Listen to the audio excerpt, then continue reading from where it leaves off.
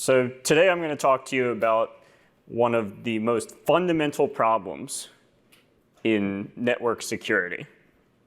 That's the tension between users on one hand who want privacy when connecting to the internet, and schools and businesses on the other who want to enforce policy on the traffic that flows through their networks by means of a middle box. What sort of policy might I be talking about? Well, it might be anything as simple as blocking adult websites in a school. In a company, it might be preventing private data exfiltration, and more generally, just preventing malicious use of the network.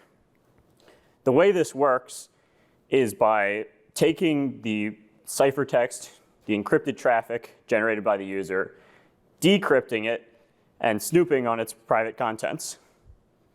So this tension brings to a head this question. Can the middlebox enforce policy without snooping? This seems impossible, right? Encryption is designed so that the middlebox, assuming they're not decrypting your traffic, can't find anything out about what's going on underneath. And yet, in 2021, zero-knowledge middleboxes said yes. And it said yes with no changes to existing protocols, no additional trust assumptions, no special hardware requirements. This seems perfect. Let's see how it works. The way it works is that it attaches a tiny proof to each encrypted message that's generated by the user. And this proof attests to the fact that if the middlebox was to decrypt the traffic, which they can't in this scenario, it complies with the policy. More specifically, to achieve privacy, this proof is zero knowledge, meaning that it gives zero additional information about the underlying traffic. Just a single Boolean. Does it pass or does it not pass the policy? So what's the catch? I mean, I wouldn't be up here talking to you if this just solved everything. So the catch is latency. The amount of work that it took to produce this proof was on the order of several seconds for a single message. This was, in principle, very, very nice, but in practice, unusable. And so this latency seemed to be inherent in proof production as well. If we look at the general zero-knowledge proof pipeline at a high level, a very simplified level, we take an original high-level program, we compile it down to an intermediate representation that's very, very, very restrictive. It's this very restricted semantics with a limited instruction set, with no control flow, no random access memory. And the size of this intermediate program is the direct contributor to latency. So the larger this intermediate statement representation is, the more time it takes to produce the proof. And there's been a ton of recent work on minimizing the size of these statements, on encoding the sorts of things that we'd want to reason about programs very, very efficiently within these limitations. And now, latency wasn't the only issue. There was also questions of throughput on the side of the middle box. There were also limitations in terms of what sort of policies that ZKMB could actually express and had encoded efficiently. In Zombie, we attempt to deal with these limitations. We deal with these with a variety of techniques. Some of them relating to compressing the size of that statement I showed you. Some of them actually messing around with the protocol in interesting ways. For the sake of this talk, I'm going to focus on two things: cryptographic precomputation and proof batching. So to understand cryptographic precomputation, let's dive into what's actually happening here at a lower level. There's this zero-knowledge prover that takes in an encrypted ciphertext, the key to decrypt, and then outputs the encrypted ciphertext and a proof attesting to the fact that it passes the policy. And inside here, you have something that looks very much like the middle box. There's the decryption, you get the plaintext, and then you apply the policy to the plaintext. And the existence of the proof is predicated on these original inputs satisfying both the decryption and the policy application. When we looked at where the costs were coming from in terms of latency, in terms of the size of that statement, the picture looked a little bit more like this. It was really, really into decryption. So we took a close look at this decryption to try and figure out how can we reduce costs, how can we encode things more efficiently. So looking at what this decryption actually looks like, you have, as a first step, key going into some very, very expensive AES computations. The outputs of these then being XORed with the ciphertext, and then gluing together these XORed pieces to produce the plaintext. If you notice, the most expensive part isn't actually predicated on the traffic, just the key. And so we observed that you can split this module. You can split it into a module that only requires the key, produces some intermediate pads, and then a module that has intermediate pads and the ciphertext, and all it needs to do is encode or prove something about an XOR, and then you get the plain text out. So going back to our system, what we have is offline, so non-critical now. We do a lot of this expensive proving of decryption, and it's not all of decryption, but it's most of the cost of decryption before we even know what the encrypted traffic is, which almost seems kind of magical. Out of here comes the pads, and comes a little ticket with a proof. And you can think about this ticket as being something that the client can then redeem later to associate the pads with whatever message, whatever traffic. Now on the critical side of things, the picture now looks like this. We have pads and this ciphertext coming in.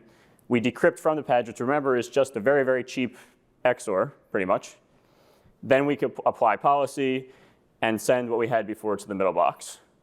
So this is great. We've really moved most of the cost outside of the critical path. And we didn't have to optimize the representations of things too much to get these savings. All we had to do was analyze, split, move things around.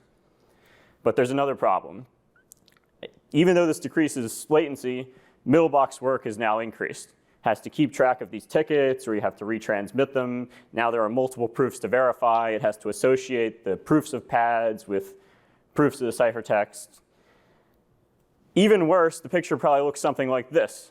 You have tons and tons and tons of clients and a single middle box that has to juggle all of this.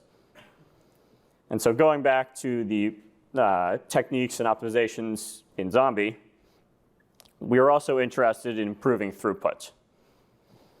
To do this, we took a close look at client traffic patterns.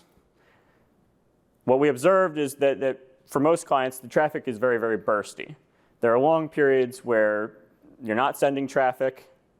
Then there are short periods where you send a high-frequency amount of traffic. Each of these ciphertexts has a proof. The middle box gets inundated, and then it needs to verify these one at a time.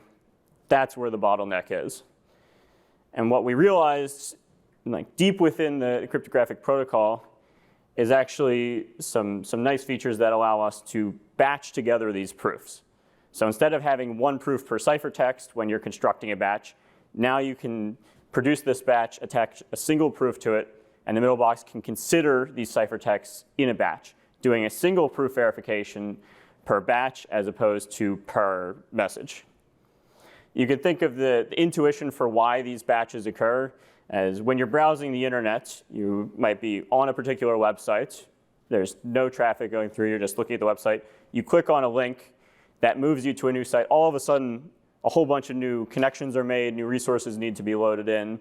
That's the batch right there. And so we can capture that batch, put it together, attach a proof to it without waiting to construct the batch. And so this doesn't have an adverse effect on latency, at least not on average latency. Now that I've showed you two of the techniques, one of them to improve latency, one of them to improve throughput, the major question is the resulting system practical, and how much do these optimizations move us toward practicality? So first, looking at latency, you see that Zombie introduces 250 milliseconds of critical latency when you're doing pre-computation. Some of our other optimizations, we've already improved over zero-knowledge middle boxes by quite a bit. And then with pre-computation, what you'll notice here is that the total amount of work is up to a small margin, almost exactly the same as without pre-computation. But the key point is that we've moved work offline, and so the total online work in the critical path is lower. That improves performance. 250 milliseconds isn't great. It's potentially livable for applications in which you really, really want both privacy and policy. But we would probably consider this something like the cusp of practicality. There would need to be some additional advancements, potentially faster cryptography, better techniques for encoding things for this to be truly, truly practical. When it comes to batching, we see that batching actually has a huge effect on the number of packets per second that can be verified by the middlebox, increasing it by a factor of 5, and then we see decreasing returns as the batch size increases here. We constructed a model of what we expected, and we found that we were able to very closely match the model of what batching could theoretically achieve, which we were very happy about. So taking a step back, I've showed you that we can slice and dice and do all sorts of really interesting things here, but there's a huge design space. There were trade-offs that we started to see between latency and throughput. If you go down into the zero-knowledge machinery, there are actually trade-offs between the size of the proof, so bandwidth, and then verification time. So you could potentially get smaller proofs and more throughput on the middle box, but you're getting that at the cost of additional proving time and higher latency. There are a variety of other techniques in the paper that we started to explore combinations of these techniques, when to use them, how they affected latency, and these different aspects of the application we care about. And we really think we've probably just scratched the surface of what's possible here in exploring the design space, getting what you want for different types of networks for different properties. So if I want to wrap things up and leave you with two things. One is that we're sort of on the cusp of practicality when it comes to getting both privacy and policy, when it comes to doing something that almost seems impossible to do. These things seem mutually incompatible, and yet through the power of cryptography, they are compatible. And the key mechanism that makes them compatible is zero-knowledge proofs. So zero-knowledge proofs are useful in this specific instance, but we also believe that they're more widely useful for enhancing network systems, especially in the security domain, with additional capabilities. So with that, I'd like to say thank you, and I'll take any questions.